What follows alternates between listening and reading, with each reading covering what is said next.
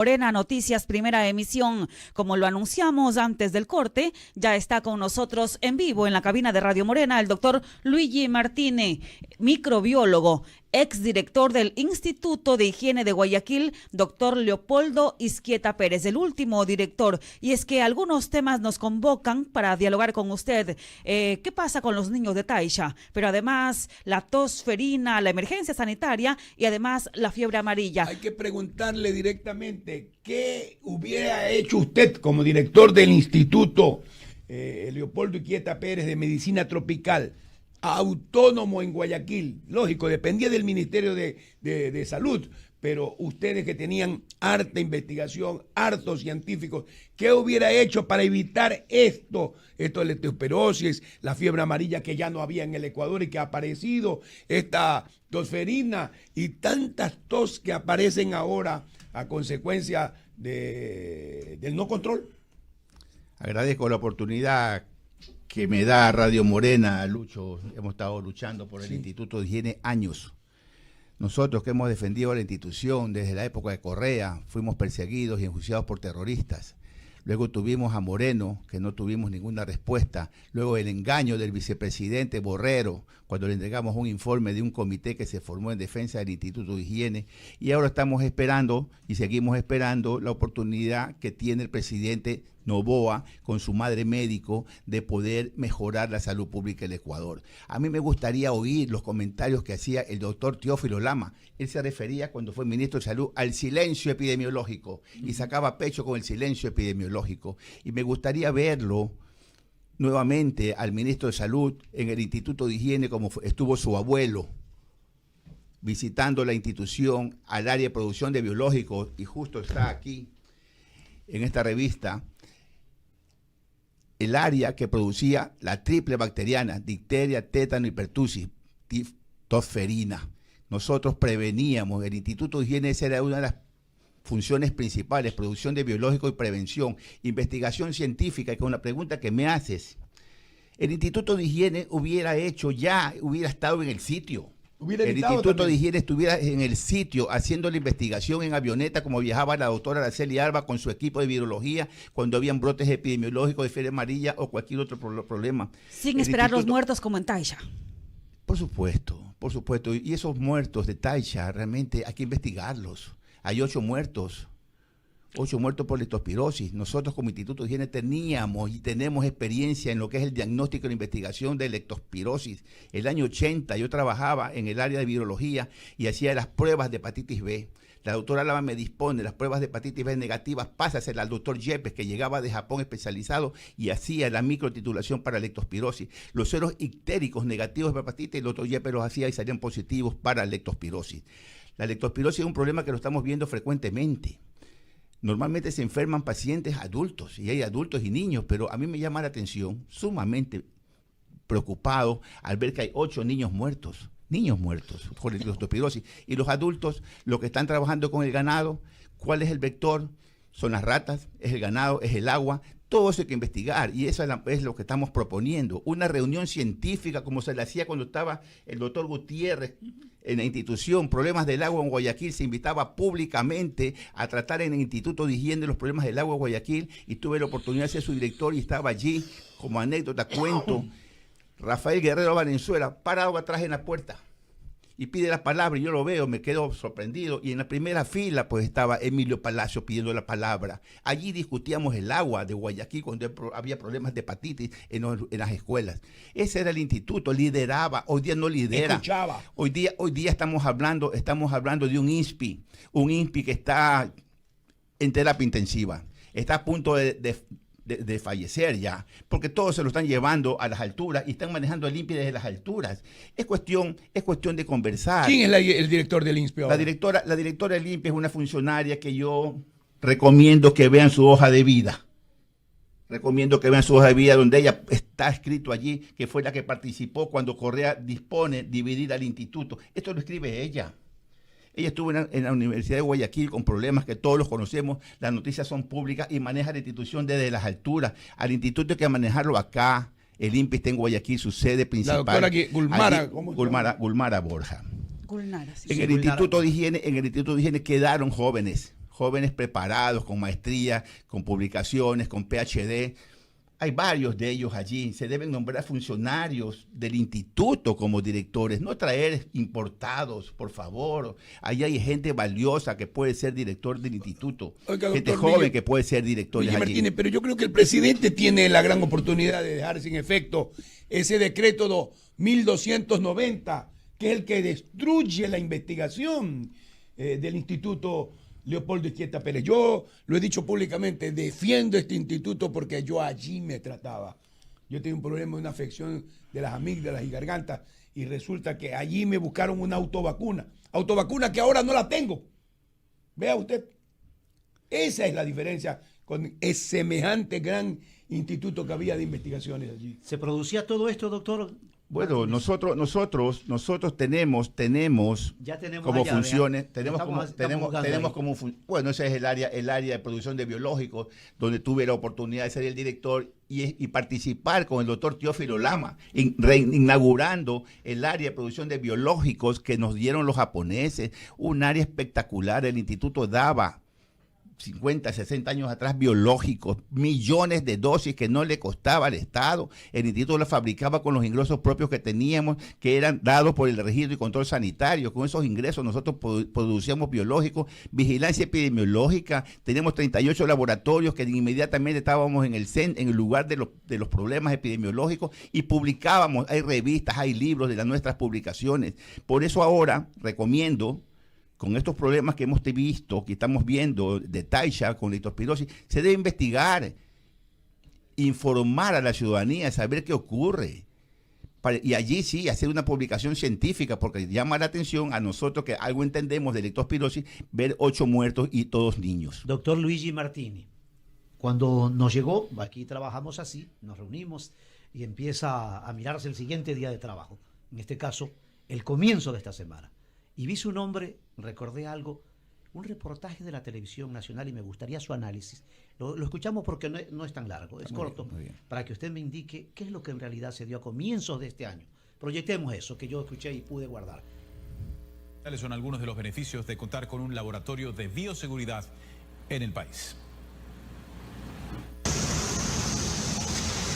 El Laboratorio de Bioseguridad del Instituto Leopoldo Izquieta Pérez volvió a funcionar luego de 13 años y puede competir con cualquier laboratorio de alta tecnología en Latinoamérica. Desgraciadamente, en el año 2012, a través de un decreto ejecutivo de una sola firma, se declaró la agonía del Instituto Izquieta Pérez. Muy importante volver a producir aquellas vacunas que dejaron de ser producidas y darle al país este respiro de contar con este apoyo tan importante para la defensa de las enfermedades infectocontagiosas. Con este laboratorio se dará respuesta oportuna a cualquier emergencia sanitaria, ya sea una epidemia o una pandemia.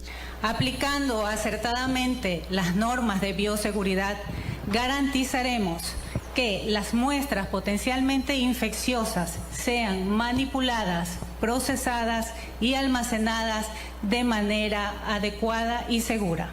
Es el primer laboratorio de bioseguridad en el país, con equipos de última generación, cuyo complemento será el personal especializado. Hace unos años y por muchos años fue un referente de investigación a nivel nacional, de Latinoamérica e inclusive a nivel mundial.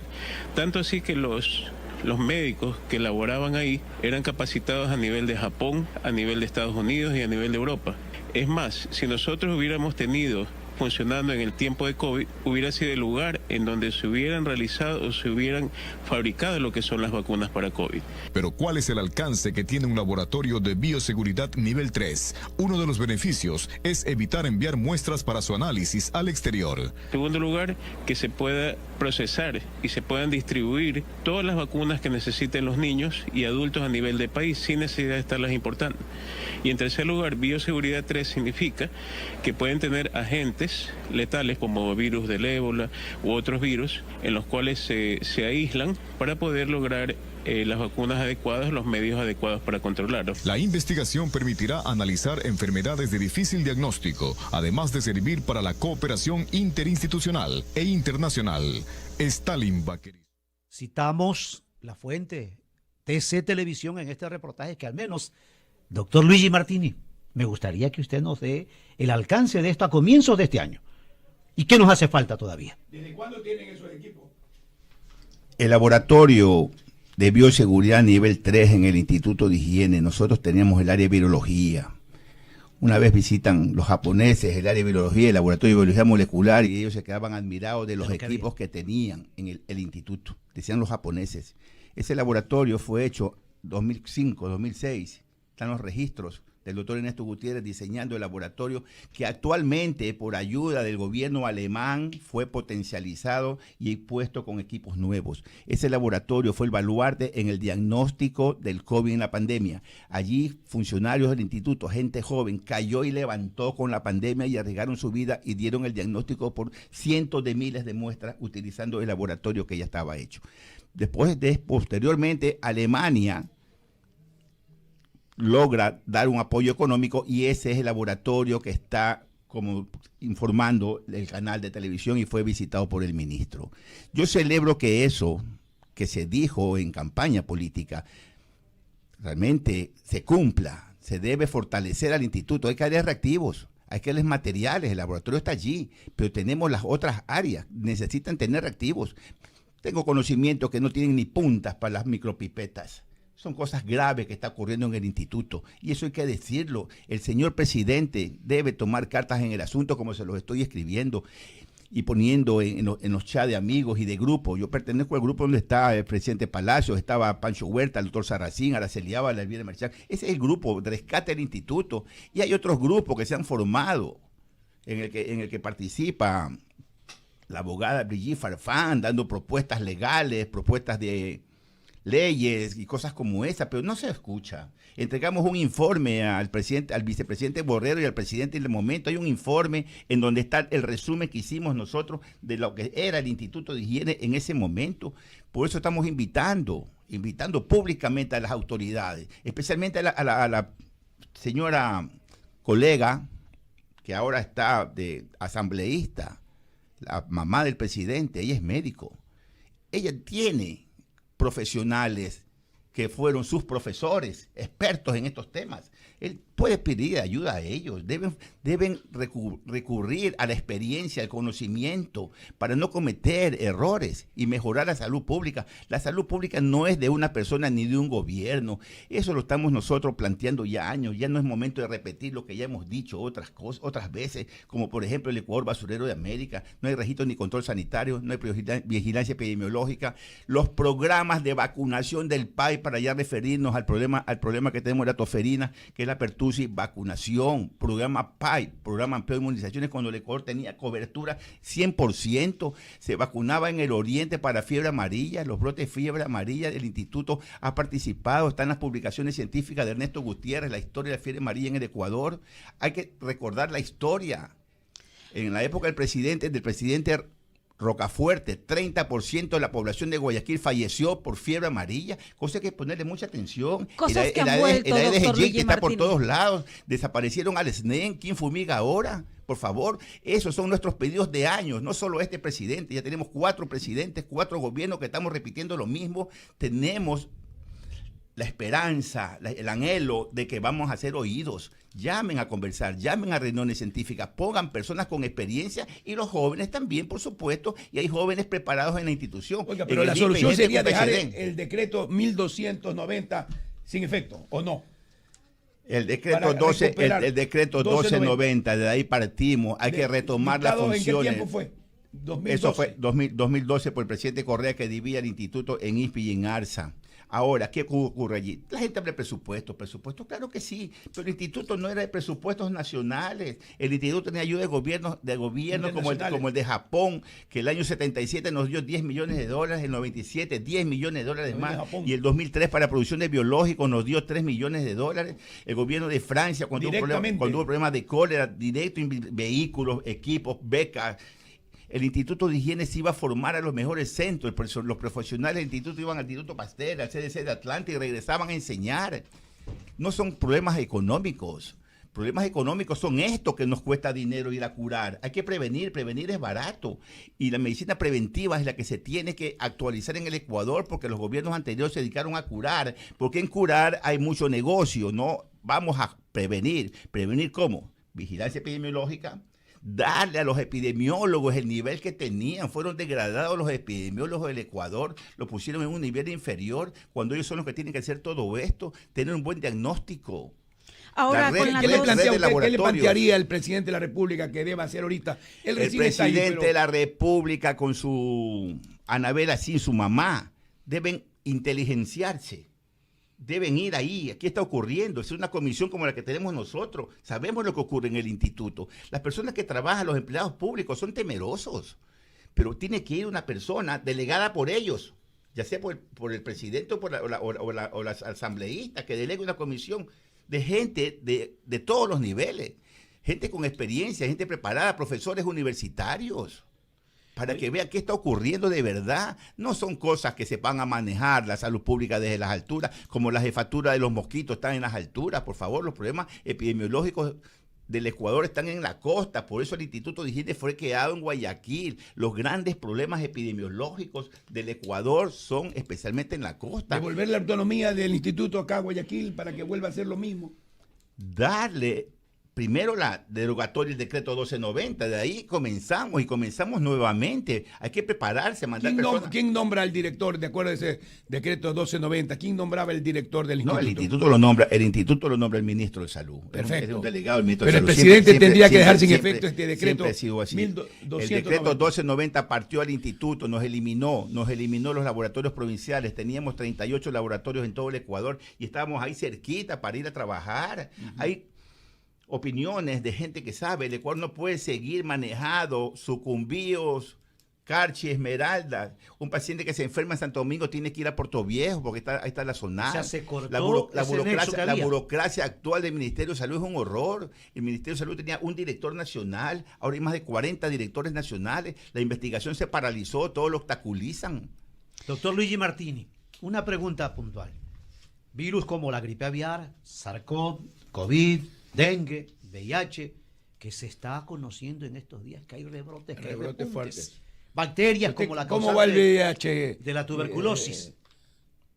La hepatitis también. Yo vi con atención los problemas de la tuberculosis en los lugares de reclusión. Claro, muy bien, hay que preocuparse. Pero también preocupémonos de la tuberculosis en la comunidad. Realmente hay un repunte de tuberculosis en la comunidad. Tenemos la tuberculosis multidrogoresistente. Hay que preocuparse de eso. Debemos regresar a los programas. El Ecuador ya no tiene programas. Quitaron, por ejemplo, el programa de micronutrientes. Quitaron el SNEN. El SNEN tenía los programas, por ejemplo, de malaria, Chagas, dengue. Eran programas nacionales. Los programas del PAI, que ya me referí, la vacunación, ahí teníamos una funcionaria de alto nivel, Nancy Vázquez, me tocó trabajar con ella y ella fue parte del proyecto con Japón para tener los equipos que Japón nos dio. Hay funcionarios de larga data que están allí, deseosos a colaborar sin interés de sueldo ni de trabajo. O sea, trabajar y dar su experiencia, como Hugo Jurado, como Eduardo Gómez, que están allí, profesores universitarios, como usted mismo, doctor, expertos en el tema. Ya no estamos buscando trabajo, queremos que la salud pública mejore, nada más. El desarrollo de las vacunas, los diagnósticos ante situaciones infecciosas, todo eso encierra el Izquieta Pérez. Esas fueron las funciones que 80 años atrás las creó Leopoldo Izquieta Pérez por necesidades que tenía el Ecuador. 80 años atrás el Ecuador no tenía registro ni control sanitario, no tenía producción de biológicos, no tenía vigilancia epidemiológica, no había red de laboratorio. Esa fue la idea de Leopoldo Izquieta Pérez. Son las 4 funciones principales más la investigación y docencia. Investigación y docencia que se transmite de las personas que salen al exterior y con las personas nuevas que entran a trabajar. Estas funciones del instituto 80 años atrás, hoy día no las tenemos. Y ojalá que el presidente de la República disponga mejorar la salud pública con su madre médico. Uso obligatorio de mascarillas en las instituciones educativas. ¿Previenen algo? ¿Para en algo? ¿Es la solución al problema, doctor Luigi Martini? Este es un tema bastante controversial, pero la barrera que causa una mascarilla, mi opinión personal, la mascarilla nos va a causar una barrera y vamos a evitar contactos directos, la toferina, que estamos con problemas ahora en niños, creo que hablamos de 350 y tantos casos ya presentados desde el principio de año de toferina, porque no ha habido una buena vacunación. Eso se controla con vacunación, de casa a casa, de escuela a escuela, no ahora que se convoca, vengan a vacunarse. Antes iban las personas encargadas con su termito de casa en casa tocando y vacunando. Evitemos los problemas con vacunación. Esa es una enfermedad que la podemos prevenir con vacunación. El uso de mascarilla es necesaria ahora que los niños van a la escuela para evitar el contacto directo. Va a mejorar un poco, pero tampoco no garantiza que no haya contagio a pesar que se utilice mascarilla. Y hay que ver qué tipo de mascarilla se usa, porque hay mascarillas y mascarillas. Fiebre amarilla, tosferina, rebrote, repunte, decían. Yo no puedo afirmarlo, no soy profesional. A nivel de prensa se escuchó a comienzos de abril, incluso, comienzos de abril, hasta de polio, la rubiola, sarampión y otras cosas más. Esas enfermedades, señor periodista, son las que yo me refiero. Retomar el PAI, Programa Ampliado de Inmunizaciones. Esas son enfermedades prevenibles por vacuna. Y volver a producir biológicos. Eso es lo que el Ecuador tiene que hacer. Esa es la soberanía de un país. La soberanía de un país está hecho. Esas son nuestras armas. Nuestras armas para las enfermedades e infectos contagiosas son las vacunas. Y el Ecuador debe retomar. Hay que mandar a preparar a la gente. Aquí los profesionales tienen que capacitar en producción de biológicos, regresar y formar su equipo, capacitar al personal que está aquí. Esto no es fácil, el daño hecho es un daño histórico, es un daño horroroso que se le causó a la salud pública del Ecuador. Vea, dice Diario El Comercio, en el 2012, Ecuador volverá a elaborar su vacuna luego de una década. El desaparecido Instituto Nacional de Higiene tenía 60.000 vacunas pentavalentes de producción local listas, las tenía. En el 2012, el desaparecido Instituto Nacional de Higiene tenía 60.000 vacunas pentavalentes de producción local listas para los ensayos clínicos. Era la última fase antes de aplicarlas en los centros de salud. Mire usted cuánto bien hacía el instituto, amables oyentes de Morena. ¿Y cuánto habrá gastado Ecuador desde el 2012 hasta la época? Ese es el tema. Y no solamente que se producía eso, se producían todas las vacunas biológicas convertidas al Instituto Nacional de Medicina Tropical Leopoldo Izquieta Pérez como un líder nacional de la producción de vacunas y sueros. Señor presidente, hay que dejar sin efecto el decreto del 2012, 2290 y volver nuevamente a que el ministro nombre a su director. Sería de suma importancia que lo haga el presidente de la República, sí, porque la documentación ya está entregada en la Corte Constitucional, ya fue admitido en la Corte Constitucional declarar inconstitucional el decreto 1290. El decreto 1290 se refiere a la división del Instituto de Higiene que lo hace el presidente Correa con un decreto ejecutivo. El Instituto de Higiene fue creado por ley de la República por el Congreso, por lo tanto el presidente Correa no podía dividir al instituto. Era potestad del Congreso como fue creado el instituto. Señor presidente, por favor, por la salud pública del Ecuador, deroga el decreto 1290. Usted, para no esperar que lo haga la Corte Constitucional, que nosotros tenemos con el asambleísta Almeida en su momento presentada la documentación y está por salir. Es importante para usted. Bueno. Son las 9 de la mañana con 1 minuto. En Radio Morena queremos agradecer, queremos saludar y felicitar la defensa de la salud pública en el Ecuador por parte del doctor Luigi Martini, microbiólogo, exdirector del Instituto de Higiene de Guayaquil, doctor Leopoldo Izquieta Pérez. Y yo lo hice a nombre de la salud pública a pedido de estos grandes médicos y doctores. Entre esos un pariente mío, el doctor Rodrigo Mosquera Morán. Gracias por estar en Radio Morena, doctor. Sí, a la orden, mucho gusto. Gracias, Lucho. De esta forma concluimos su programación Morena.